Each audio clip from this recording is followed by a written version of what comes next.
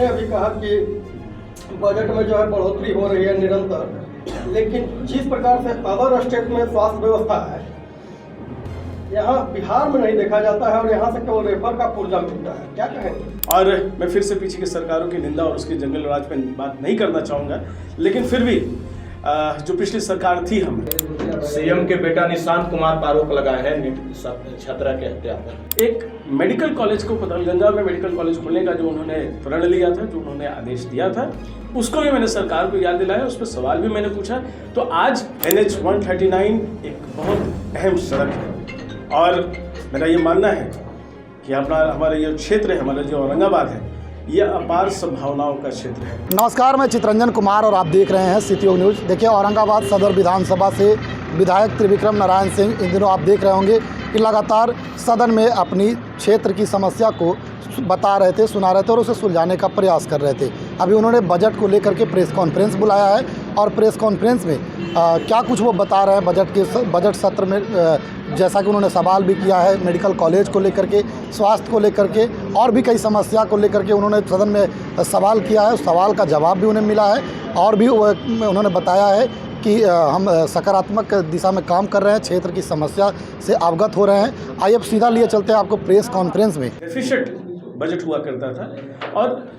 Budget का सबसे बड़ा भाग या ज़्यादातर भाग सरकार को चलाने के लिए खर्च होता था। वहाँ से आज एक विकसित बिहार और आने वाले कल का बिहार की रचना की दशा और दिशा क्या होगी, उसको बहुत स्पष्ट रूप से अपने इस बजट में सरकार ने दिखाने का प्रयास किया और उसको अचीव करने का प्रयास किया है। आप सबों ने देखा कि किस तरह से इस बजट में आने वाले कल में, एक तो बजट का स्वरूप हम सबों ने देखा कि एक बड़ा बजट, ऐतिहासिक बजट हमारे सामने आया, लेकिन उसके साथ जिस तरह से बिहार सरकार ने एक साहसिक कदम लेते हुए मूलभूत सुविधाओं और इंफ्रास्ट्रक्चर डेवलपमेंट पे जिस तरह से इस बार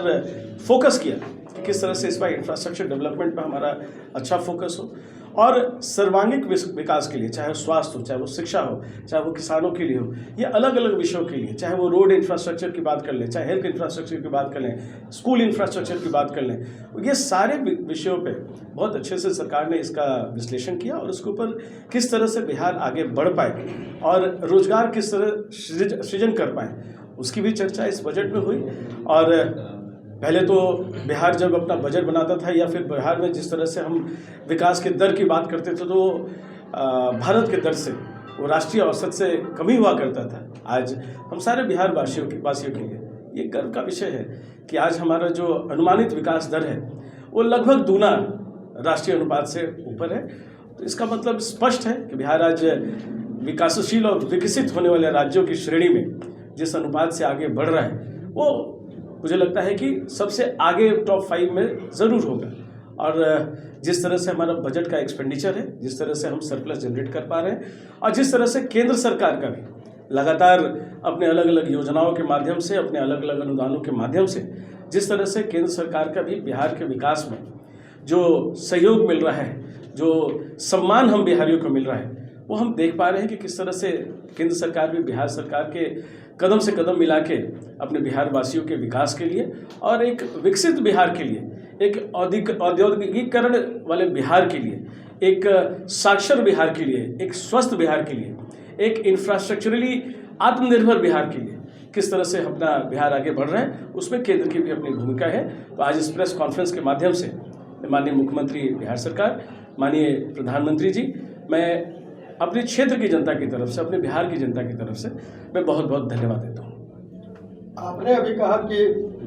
बजट में जो है बढ़ोतरी हो रही है निरंतर, लेकिन जिस प्रकार से अदर स्टेट में स्वास्थ्य व्यवस्था है,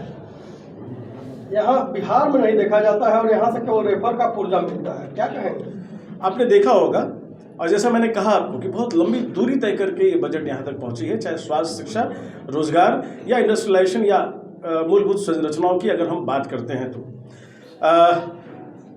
स्वास्थ्य व्यवस्था जो है, स्वास्थ्य का जो पूरा इकोसिस्टम होता है, वो एक दूसरे के ऊपर सिर्फ एक बिल्डिंग तक ही निर्धारित नहीं होता है। वहाँ उसमें ह्यूमन रिसोर्स, ह्यूमन कैपिटल जो होता है, वो एक बड़ा योगदान उसका होता है। और मैं फिर से पीछे की सरकारों की निंदा और उसके जंगल राज पर बात नहीं करना चाहूँगा, लेकिन फिर भी जो पिछली सरकार थी, जो पिछली सरकार थी जिसका नामकरण हम कुछ भी कर दें 2014 के पहले, 2004 के पहले, 5 के पहले इनफैक्ट, तो उसमें अगर हम देखेंगे तो एक भी मेडिकल कॉलेज, एक भी फार्मेसी कॉलेज और एक भी नर्सिंग कॉलेज नहीं खुला था। तो अगर हम देखें तो उस 15 साल के पूरे टेन्योर में इस बिहार सरकार ने जो पहले के मेडिकल कॉलेजेस थे उसमें बढ़ोतरी नहीं की। उसका दुष्परिणाम ये भी रहा साथ में कि हमारे नए डॉक्टरों की टीम, हमारे नए मेडिकल सपोर्ट स्टाफ की टीम वो आगे निकल नहीं पाई वहाँ से। उसके साथ में हमने देखा होगा, और मैं शायद इस पर सही, मुझे लगता नहीं कि बहुत ज़्यादा गलत होगा, उस समय जो प्रमोशंस मिले थे अलग अलग कॉलेजों और संस्थानों में, वो प्रमोशंस भी लगता है कि 10-15 साल मेडिकल कॉलेजेस के बहुत कम या ना के बराबर हुए थे। तो ये पूरी संरचना जिस तरह से आगे बढ़नी थी ह्यूमन रिसोर्स मैनेजमेंट का, ह्यूमन रिसोर्स ग्रोथ का, अपने हेल्थ सेक्टर को लेके, वो स्टिल पड़ा रहा। लेकिन आज गर्व के साथ कह सकता हूँ कि इसी विधानसभा में जब अपने औरंगाबाद की बात करनी हो तो अपने ट्रॉमा सेंटर की भी मैंने मांग को उठाया था। उसके साथ में अपने बिहार में बिहार सरकार के अपने मुखिया माननीय मुख्यमंत्री जी के द्वारा अपने प्रगति यात्रा में जो उन्होंने एक मेडिकल कॉलेज को पतलगंगा में मेडिकल कॉलेज खोलने का जो उन्होंने प्रण लिया था, जो उन्होंने आदेश दिया था, उसको भी मैंने सरकार को याद दिलाया, उस पर सवाल भी मैंने पूछा। तो आज 2005 से जहाँ 15 सालों तक कोई मेडिकल कॉलेज नहीं खुल पाया, वहाँ से आज मेरे औरंगाबाद में एक अपने ज़िला में, मुख्यालय के ज़िला में एक मेडिकल कॉलेज होने जा रहा है। ये एक बहुत लंबी दूरी हम तय करके आ रहे हैं और हर चीज़ का एक समय लगता है उसको बनने में, लेकिन फिर भी ये सरकार, मैंने जो मांगी उठाई वो अति विशिष्ट सेवा की बात उठाई कि कैसे लाइफ सपोर्टिंग सिस्टम हमारे औरंगाबाद के अस्पतालों में हम पहुंच सकें। एक समय तो ये अपना पूरा जो हेल्थ का सिस्टम था वही बिहार में लाइफ सपोर्ट पे था। तो आज हम लोग लाइफ सपोर्ट की बात कर रहे हैं, ट्रॉमा सेंटर्स की बात कर रहे हैं, मेडिकल कॉलेज की बात कर रहे हैं। विश्वास रखिए कि सरकार को जितना विश्वास आप सबों ने दिया है, जितना आपने आशीर्वाद दिया है, ये सरकार आपके स्वास्थ्य को लेके भी बहुत सजग है। मुझे लगता है कि कम समय में इस दूरी को भी हम और फासला तय कर लेंगे। NH 139 के बारे में आप भी मुद्दा उठाए, क्या आश्वासन? NH 139 एक बहुत अहम सड़क है और मेरा ये मानना है कि हमारा ये क्षेत्र है, हमारा जो औरंगाबाद है, ये अपार संभावनाओं का क्षेत्र है। मैं फिर से रिपीट करता हूँ, ये अपार संभावनाओं का क्षेत्र है। वो इसलिए कि एक तो हमारे जो मैन पावर यहाँ पे है, जो हमारा कर्मठ मैन पावर और स्किल्ड मैन पावर, उसके अबंडेंसी हमारे पास है प्रचुर मात्रा में अपने क्षेत्र में। लेकिन उसके साथ में जो नई इंडस्ट्रियल पॉलिसी और जो नए इंडस्ट्रियल डेवलपमेंट को हम देख पा रहे हैं, अपने बगल में गया जी में एक सैकड़ों हज़ारों एकड़ ज़मीन में जहाँ स्पेशल इकोनॉमिक जोन और इंडस्ट्रियल कॉरिडोर बन रहा है, उसके साथ में अपने बाएं तरफ बक्सर में भी एक स्पेशल इकोनॉमिक जोन और इंडस्ट्रियल कॉरिडोर बन रहा है। हम उसके बीचों बीच आते हैं और ये ट्रायंगल तब पूरा होता है जब हमारी कनेक्टिविटी 139 के जरिए हमारे कैपिटल सिटी के साथ जुड़ता है। हमारे शहर पे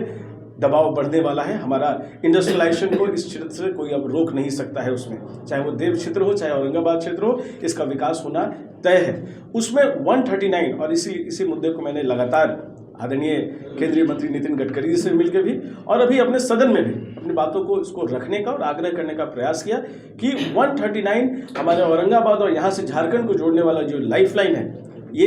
एक महत्वपूर्ण शहर है, एक महत्वपूर्ण रोड है जिसको हमको जोड़ना चाहिए। तो चौड़ीकरण तो हो रहा है, लेकिन 4 लेनिंग ही क्लियर कट इसके ऊपर मांग है हमारी कि 4 लेनिंग होना चाहिए। मुझे लगता है जो मुझे सरकार से आश्वासन मिला है उसमें एक DPR तैयार करने की बात चल भी रही है और एक नए सिरे से 4 लेनिंग के DPR का काम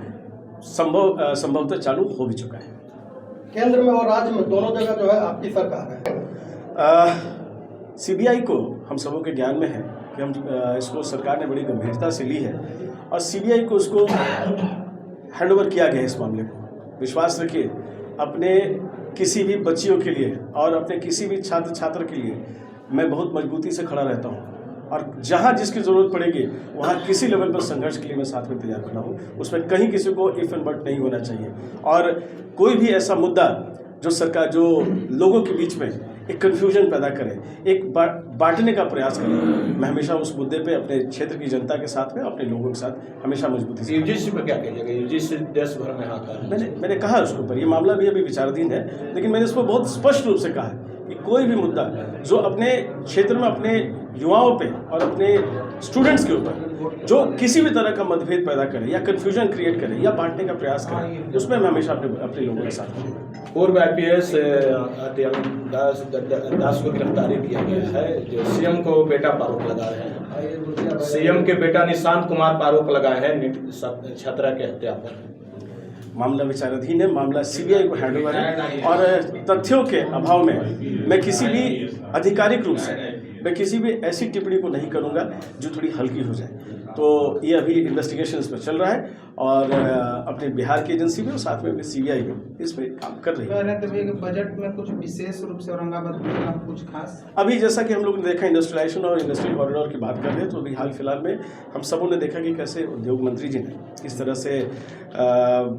हमारे औरंगाबाद में एक इंडस्ट्रियल जोन बनाने की भी बात की